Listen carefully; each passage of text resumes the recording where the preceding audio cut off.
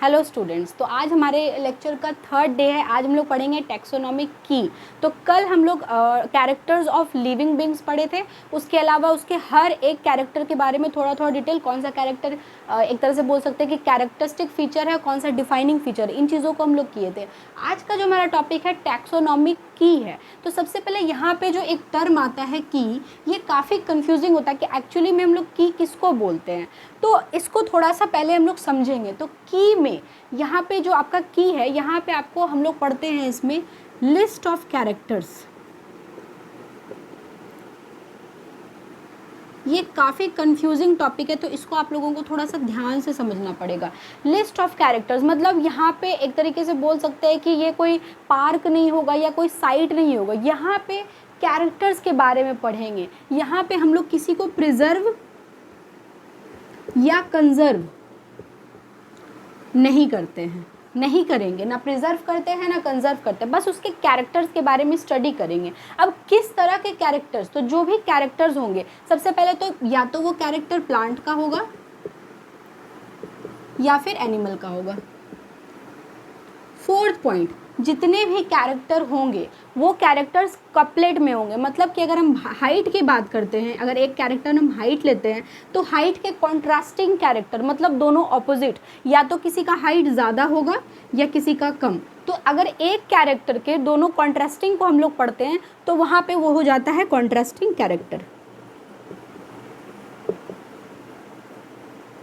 इसको थोड़ा सा हम लोग पहले एग्जाम्पल से समझेंगे। फॉर एग्जाम्पल, कोई भी एक, अगर हम बोल सकते हैं कि एक यहाँ पे कोई पर्सन है, ठीक है, और एक यहाँ पे एक और है, तो अगर हमको उनके दो कैरेक्टर, हमको उनको आइडेंटिफाई करना, ये फर्स्ट पर्सन है ये दूसरा, हमको यहाँ पे पहले और दूसरे को आइडेंटिफाई करना है, तो हम कुछ कैरेक्टर तो लेंगे ना, हमको उसका नाम नहीं पता है, कुछ भी नहीं पता है, ठीक है, बस हम उसको देख रहे हैं। और अगर हम उसको डिफाइन करना चाहेंगे कि फर्स्ट पर्सन कैसा है, सेकंड पर्सन कैसा है, तो यहाँ पे अगर एक कैरेक्टर हम लोग ले लेते हैं इसके हाइट को, तो इसका हाइट ज़्यादा है और इसका हाइट कम है, तो यहाँ पे एक तरीके से हम लोग क्या बोल रहे हैं कि ये इससे किस बेसिस में डिफरेंट है। हाइट के बेसिस पे इसका हाइट ज़्यादा होगा और इसका कम होगा। तो यहाँ पे क्या हुआ, दोनों के कॉन्ट्रास्टिंग कैरेक्टर। तो अगर हम बोले कि हमको आइडेंटिफाई करना, फर्स्ट पर्सन वो है जिसका हाइट ज़्यादा है, तो यहाँ पे उस कैरेक्टर के बेसिस पे हम इसको आइडेंटिफाई कर सकते हैं।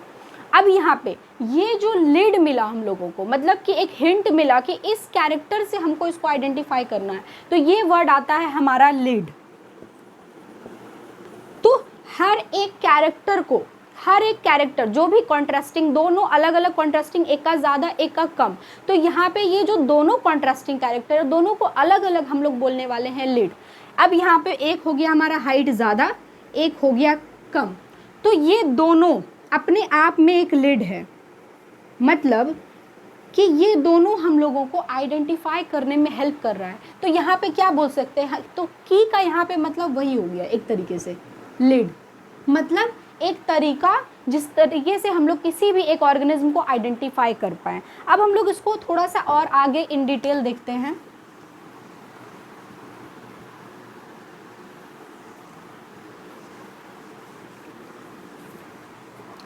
तो यहाँ पे आपको क्या मिलेंगे, ये नेचर क्या है इसका, ये क्वेश्चन आता है। तो इसका नेचर है एनालिटिकल, मतलब दोनों ऑपोजिट कैरेक्टर के बारे में बताएंगे।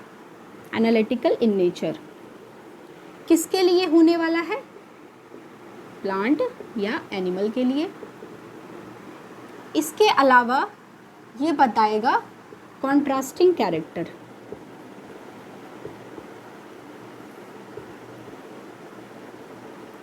तो क्वेश्चन जब मैच द फॉलोइंग का क्वेश्चन आता है, तो वहाँ पे एक तरफ दिया जाता है की और दूसरी तरफ किसी भी रो में दिया जाएगा कि कैरेक्टर्स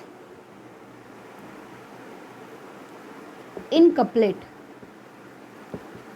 तो वो डायरेक्ट इसका कनेक्शन इसी से होगा। तो मैच द फॉलोइंग में आपको यहाँ पे कंफ्यूज नहीं होना है कि की का ही यहाँ पे है कि कैरेक्टर्स इन कपलेट। तो ये क्वेश्चन बोर्ड एग्जाम में भी आया हुआ है और यूजी एंट्रेंसेस के बेसिस पे जितने एग्जाम होते हैं उसमें भी ये क्वेश्चन पूछा गया, तो ये इंपॉर्टेंट क्वेश्चन है। ठीक है, तो ये हमारा हो गया। तो की के बारे में यही चीज़ है कि यहाँ पे लिस्ट ऑफ कैरेक्टर्स हम लोग पढ़ते हैं, और कैरेक्टर्स किस में होते हैं, कॉन्ट्रास्टिंग वे में होते हैं, मतलब कि उसका एक बोल सकते हैं कि ज़्यादा डोमिनेंट वाला कैरेक्टर हम लोग पढ़ेंगे, एक रिसेसिव कैरेक्टर पढ़ेंगे। दूसरा यहाँ पे प्लांट या एनिमल दोनों के लिए ये हिंट देता है। तो मेन पर्पस यहाँ पे की का क्या है, मेन पर्पस हम लोग क्या पढ़ रहे हैं, पर्पस हुआ टू आइडेंटिफाई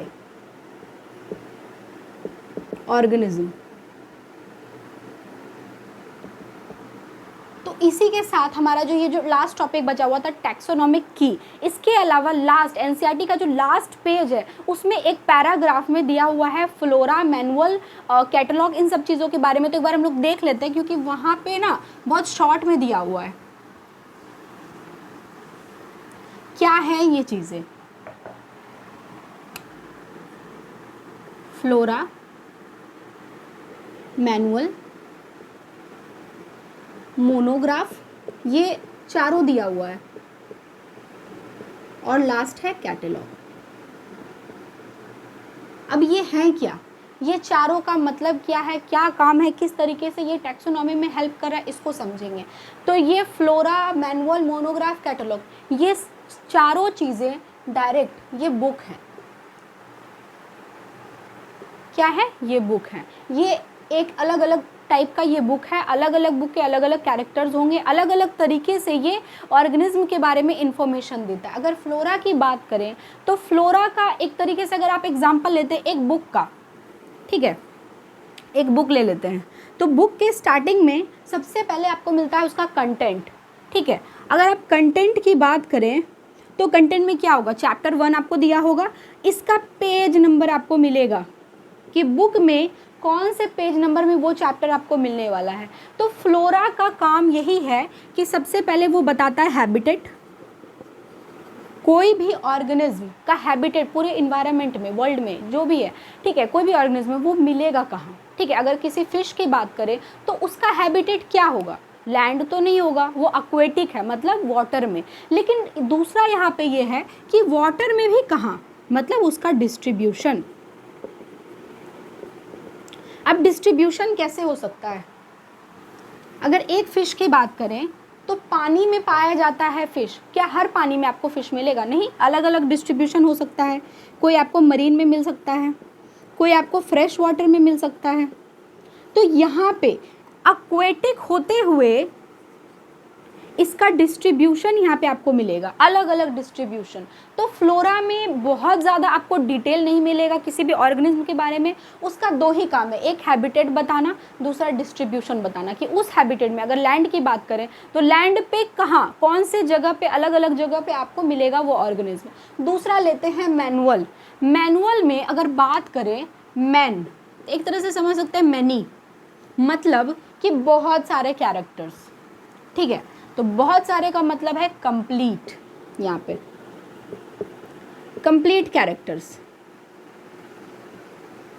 अब यहाँ पे देखिए, अगर आप हम बुक के एग्जाम्पल की बात किए थे कि कंटेंट में वो पेज नंबर, एक फर्स्ट चैप्टर पेज नंबर अगर 5 पेज नंबर पे है, अब 5 पेज नंबर पे जाते हैं तो उस चैप्टर का हमको कंप्लीट डिटेल मिलता है, उस चैप्टर को हम लोग वहाँ पे हर एक पैराग्राफ में उसके बारे में दिया होगा। तो मैनुअल का यहाँ पे वही काम है, वो पूरा डिटेल देता है। फ्लोरा आपका एग्जैक्ट बस इतना बताएगा कि उसका एड्रेस कहाँ है और उसमें भी वो किस जगह पे एग्जैक्टली पाया जाता है, बट मैनुअल का काम है उसके बारे में, उसके पूरे कैरेक्टर के बारे में बताना। थर्ड है हमारा मोनोग्राफ। अब मोनोग्राफ का क्या काम क्या है, तो मोनोग्राफ को हम लोग उसके टर्म से समझते हैं। मोनो का मतलब क्या होता है, सिंगल, और ग्राफ यहाँ पे बोल सकते हैं एक तरीके से टैक्सा या स्टडी करना, ठीक है, सिंगल एक तरह से स्टडी करना टैक्सा को, मतलब कि किसी भी मोनोग्राफ में, मोनोग्राफ अगर एक बुक है तो उसमें आप किसी एक टैक्सा के बारे में पढ़ेंगे। अब टैक्सा क्या होता है तुम लोग पढ़ चुके हैं कि हमारे पास 7 टैक्सा हैं। कौन कौन है, किंगडम, फाइलम, है ना, order, class, family, genus, species, ठीक है। तो ये सातों जो कैरेक्टर्स हैं इन्हीं को तो हम लोग इंडिविजुअल टैक्सा बोलते हैं। तो अगर ये किंगडम एक टैक्सा है, ठीक है, तो इस बुक में हो सकता है कि आप किसी एक किंगडम के बारे में फुल डिटेल पढ़े, जैसे एनिमेलिया अगर हम ले लेते तो वो एक किंगडम है। तो इस बुक में अगर बात करें, अगर कोई एक बुक है तो उसमें आपको एनिमेलिया का फुल डिटेल मिलेगा। अगर प्लांटे किंगडम की बात करें तो आपको प्लांटे किंगडम के बारे में फुल डिटेल मिलेगा। कोई दूसरा बुक होगा मोनोग्राफ, जिसमें आपको पूरे मतलब एक फाइलम के बारे में आपको फुल डिटेल मिलेगा, या फिर आप ऑर्डर ले सकते हैं, या क्लास या फैमिली, मतलब किसी भी एक टैक्सा के बारे में फुल आपको डिटेल ये मोनोग्राफ में आपको मिलने वाला है। लास्ट जो हमारा है कैटलॉग। कैटलॉग क्या होता है? अगर आप किसी भी, अगर बोल सकते हैं कि आप कहीं भी जाते हैं जैसे स्कूल वगैरह में, तो आप देखते हैं कि आपको एक प्रोस्पेक्टस मिलता है, ठीक है। प्रोस्पेक्टस में आप क्या देखते हैं कि उसके बारे में, उसके हर एक, अगर हॉल वहाँ पे उस स्कूल का हॉल कैसा होगा, या फिर क्लासरूम कैसा होगा, या फिर उस स्कूल का अगर बोल सकते हैं असेंबली वगैरह का जो जगह होगा, गार्डन कैसा होगा, प्लेग्राउंड कैसा होगा, तो एक ओवरव्यू उस जगह के बारे में एक तरीके से बोल सकते हैं कि सिस्टमैटिक तरीके से, ठीक है, ओवरव्यू आपको मिलता है। तो कैटलॉग भी उसी टाइप का बुक होगा जहाँ पे एक सिस्टमैटिक अरेंजमेंट आपको मिलने वाला है।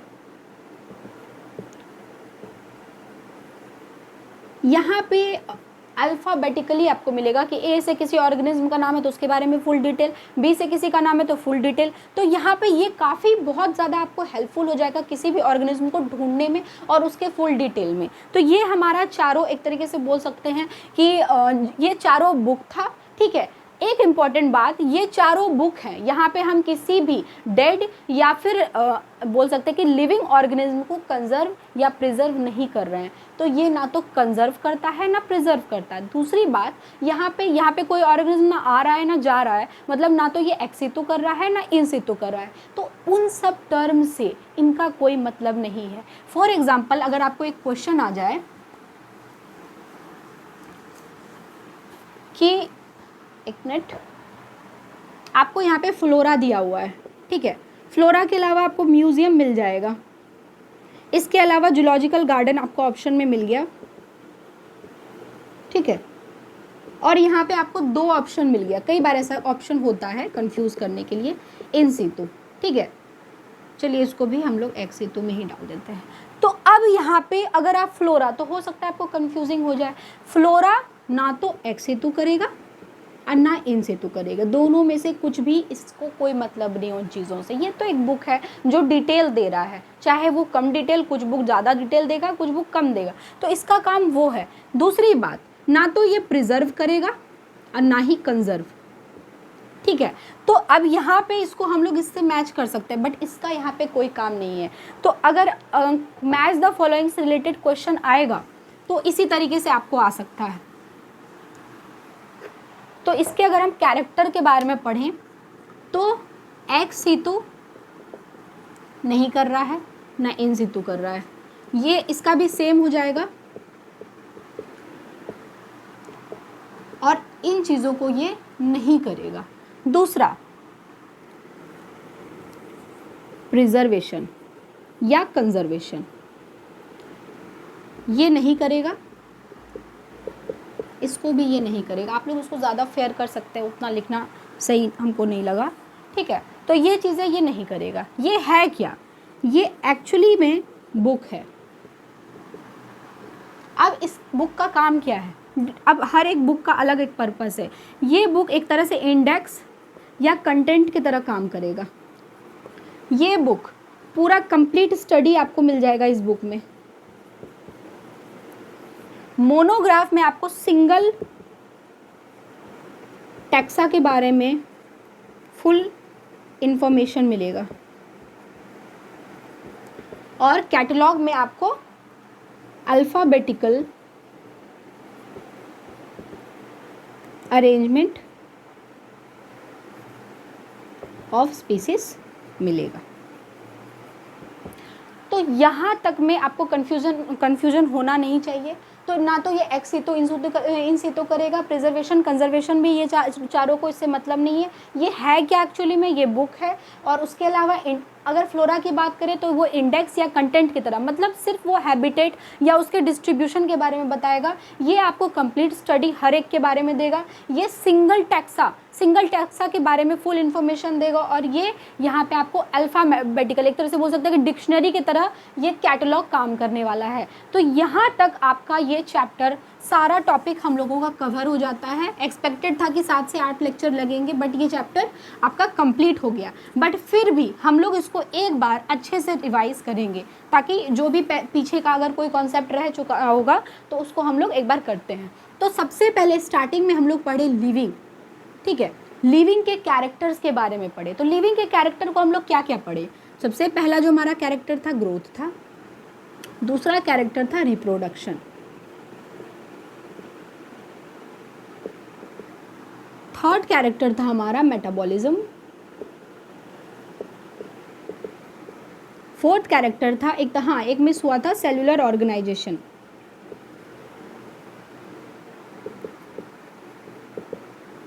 फोर्थ था हमारा कॉन्शियसनेस।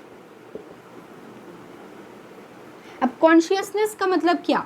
अवेयरनेस या अलर्ट अगेंस्ट स्टिमुलाई, ठीक है। अब यहाँ पे ये तो हम लोग पढ़े। अब रिप्रोडक्शन के थोड़ा सा डिटेल हम लोग देखते हैं कि रिप्रोडक्शन कैसे कैसे। एक हमारा फ्रेगमेंटेशन हो जाएगा, फ्रेगमेंटेशन आपका कहाँ होगा? तो आपका हो जाएगा फंजाई। दूसरा हो सकता है ये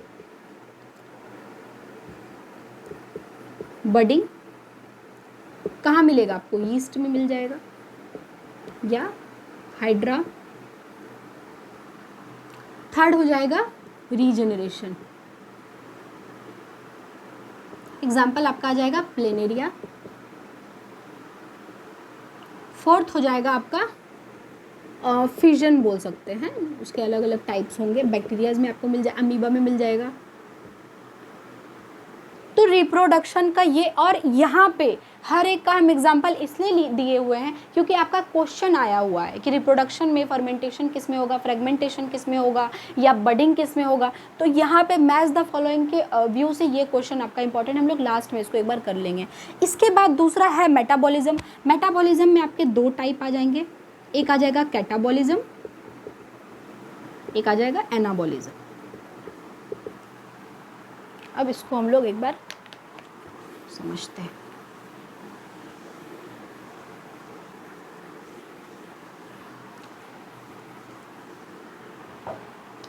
मेटाबॉलिज्म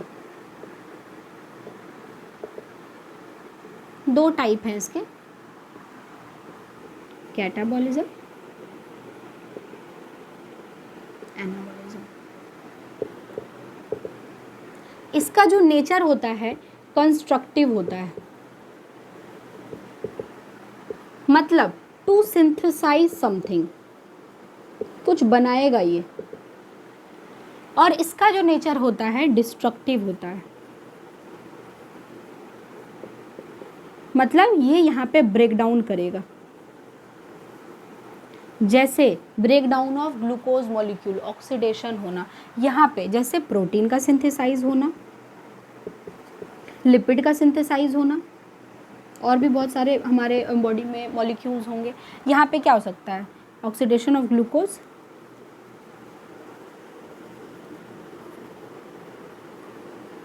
तो ये मेटाबॉलिज्म के टाइप्स होंगे। और उसके बोल सकते हैं कि उसका थोड़ा सा एक बोल डिटेल हुआ कि एक्चुअली में होता क्या है, ठीक है। तो किसी भी ऑर्गेनिज्म में मेटाबॉलिज्म बहुत इंपॉर्टेंट है, चाहे उसके हाइट के ग्रोथ में, अगर एनाबॉलिज्म नहीं होगा तो हाइट ग्रोथ नहीं होगा, इंक्रीज नहीं करेगा हाइट। दूसरा कैटाबॉलिज्म नहीं होगा, अगर ऑक्सीडेशन ऑफ ग्लूकोज नहीं होगा तो हमारी बॉडी को एनर्जी मिलेगा कहाँ से? तो सर्वाइवल के लिए मेटाबॉलिज्म बहुत इंपॉर्टेंट है। तो ये क्या था? ये था एक डिफाइनिंग फीचर हमारे बॉडी में। ये एक लिविंग ऑर्गेनिज्म की बॉडी में ये क्या है? Defining feature. अब मेटाबॉलिज्म कहाँ हम लोग बोलेंगे कि मेटाबॉलिज्म, अगर ये किसी लिविंग ऑर्गेनिज्म के अंडर हो रहा है तो हम लोग उसको मेटाबॉलिज्म बोलेंगे। बट अगर एक सेल को बाहर लाके हम लोग लेबोरेटरी में उसका काम कर रहे हैं तो उसको हम लोग क्या बोलेंगे? सेल्यूलर एक तरीके से रिएक्शन। तो यहाँ पे आपका मेटाबॉलिज्म हम एक बार और रिवाइज करवा दिए। अब अब एक और इम्पॉर्टेंट पॉइंट है कि किसी भी लिविंग ऑर्गेनिज्म में, ठीक है, पढ़ चुके हैं हम लोग सारी चीज़ों को, बस उसको अब अरेंज कर रहे हैं कि किसी भी लिविंग ऑर्गेनिज्म में दो टाइप के कैरेक्टर होंगे, ठीक है। लिविंग ऑर्गेनिज्म में एक होगा ऑब्जर्वेबल कैरेक्टर, जिसको हम लोग सामने से देख सकते हैं, दूसरा आपका होगा नॉन ऑब्जर्वेबल।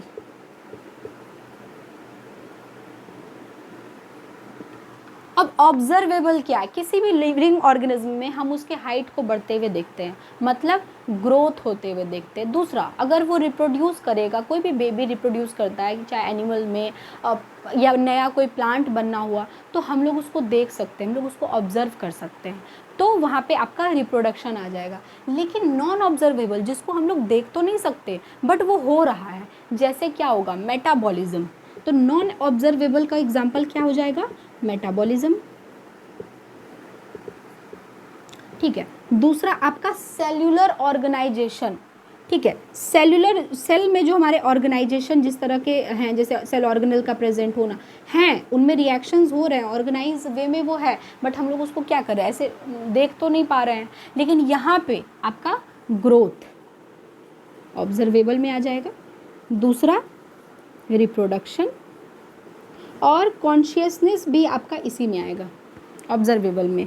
क्यों? अलर्ट होते हुए हम लोग देखते हैं ना ऑर्गेनिज्म को, कॉन्शियसनेस। तो ये हमारा हो गया, मतलब इसी कैरेक्टर को हम लोग पढ़ चुके थे, बट वो ऑब्जर्वेबल में आएंगे, नॉन ऑब्जर्वेबल में। हो सकता है कि आपका आ जाए कि which of the following is not non observable character, तो वहाँ पे मेटाबॉलिज्म होगा, या फिर ये चार ऑप्शन आपको अगर 1 2 3 या और एक ये ऑप्शन दे देगा मेटाबॉलिज्म, तो वहाँ पे आपको चूज द करेक्ट आंसर में आपका क्वेश्चन आ सकता है। तो यहाँ से आपका हो गया। इसके अलावा ये कैरेक्टरिस्टिक फीचर है, ये कैरेक्टरिस्टिक फीचर है, ये डिफाइनिंग फीचर है, मेटाबॉलिज्म भी डिफाइनिंग फीचर है, सेलुलर ऑर्गेनाइजेशन भी डिफाइनिंग फीचर है, ठीक है। तो यहाँ पे हमारा ये चैप्टर एंड होता है। इसके अलावा अब हम लोग इसके जितने भी इंपॉर्टेंट MCQs हैं उसको करने वाले हैं। तो सबसे पहला क्वेश्चन तो हमारा ये बन जाता है कि हम लोग जो एग्जाम्पल लिए, फ्रेगमेंटेशन, दूसरा क्या था? बडिंग, तीसरा हमारा हो जाएगा रीजनरेशन, फोर्थ हो जाएगा फिजन। तो अब यहाँ पे आपका क्वेश्चन आता है, यहीं से मैच द फॉलोइंग। अब यहाँ पे हम लोग ले लेते हैं यीस्ट, यहाँ पे हम लोग ले लेते हैं अमीबा, प्लेनेरिया, और डी हम लोग ले लेते हैं फंजाई। तो क्या होगा? आप मैच द फॉलोइंग कर सकते हो। तो फंजाई हमारा यहाँ चला गया फ्रेगमेंटेशन में, प्लेनेरिया चला गया रीजनरेशन, सामने ही है। इसके अलावा फिजन, अमीबा, और बडिंग, यीस्ट या फिर हाइड्रा। तो ये एक क्वेश्चन आया हुआ है, एग्जाम में भी आया हुआ है। तो रिप्रोडक्शन चैप्टर से उतना डिटेल वहाँ पे नहीं है, बट यहाँ पे आपको क्वेश्चन उससे रिलेटेड आया हुआ है, तो आप लोग इसको एक बार कॉपी में नोट ज़रूर करिएगा। इसी के साथ हमारा ये चैप्टर तो एंड हो चुका है। अब इससे रिलेटेड जितने भी MCQs हैं आज हम लोग उन सबको करेंगे, उसके बाद ये चैप्टर हम लोग एंड कर देंगे, और कल से हम लोग बायोलॉजिकल क्लासिफिकेशन स्टार्ट करने वाले हैं।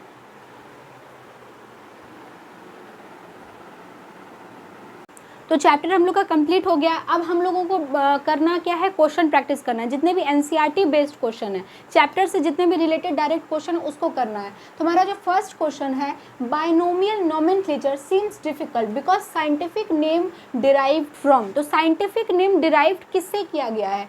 ऑप्शन ए है इंग्लिश, बी है संस्कृत, सी है लैटिन, और डी है फ्रेंच। तो NCERT के लाइन का क्वेश्चन है, डायरेक्ट ये डिराइव किया गया है लैटिन से, ठीक है। लिखते हैं इसको हम लोग इटैलिक्स में, ये डिराइव कहाँ से किया गया है? लैटिन से। सेकंड नंबर क्वेश्चन है, a group of interbreeding species. अब इंटरब्रीडिंग स्पेसीज यहाँ पे कौन सा आ जाएगा? आप ऑप्शन देखिए, ए है जीनस, बी है फैमिली, सी है ऑर्डर और डी है आपका स्पीसीज। तो हमारा जो करेक्ट ऑप्शन होने वाला है वो होगा स्पीसीज। सारे को करने से पहले, आंसर देखने से पहले आप लोग को वीडियो को पॉज करना है और एक बार खुद से ट्राई करना है। अगर करेक्ट होता है तो फिर सही है, नहीं तो फिर आप लोग आंसर देख सकते हैं। Branch connected with the nomenclature, identification और क्लासिफिकेशन। तो कौन से ब्रांच से ये तीनों टर्म कनेक्टेड है? फर्स्ट है इकोलॉजी, बी है टैक्सोनॉमी, सी है मॉर्फोलॉजी एंड डी है फिजियोलॉजी। तो हमारा जो करेक्ट ऑप्शन होने वाला है वो हो जाएगा टैक्सोनॉमी, क्योंकि टैक्सोनॉमी के सारे आपके स्टेप्स आ जाते हैं। क्लासिफिकेशन, आइडेंटिफिकेशन हम लोग पढ़ चुके हैं।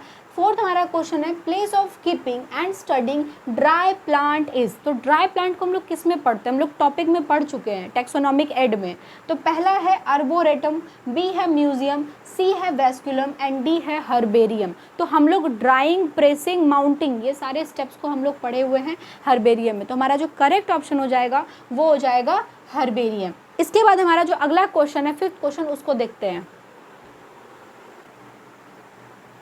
तो फिफ्थ क्वेश्चन हमारा है ओराइजा सटाइवा में सटाइवा स्टैंड फॉर। तो अगर किसी भी बॉटनिकल या फिर हम जूलॉजिकल नेम लेते हैं तो इसका ये वाला जो फर्स्ट वाला होता है वो जीनस बताता है और दूसरा बताता है स्पीसीज। तो हमारा जो ऑप्शन है first name of species, B है स्पेसिफिक नोमेनक्लेचर, सी है स्पेसिफिक एपिथेट और डी है स्पीसीज। तो हमारा जो करेक्ट ऑप्शन होगा, यहाँ पे सारे में कंफ्यूजिंग है बट इसका जो एग्जैक्ट टर्म होता है वो होता है स्पेसिफिक एपिथेट। तो हमारा करेक्ट ऑप्शन हो जाएगा C, specific epithet. Sequence of taxonomic category. अब यहाँ पे टैक्सोनॉमिक कैटेगरी का सीक्वेंस क्या है?